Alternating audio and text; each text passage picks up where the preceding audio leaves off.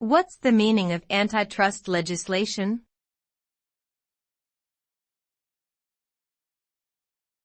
Antitrust legislation.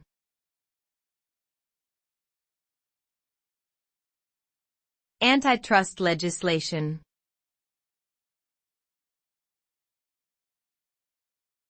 Antitrust legislation.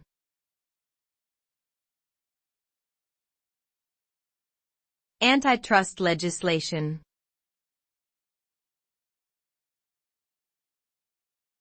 Antitrust legislation.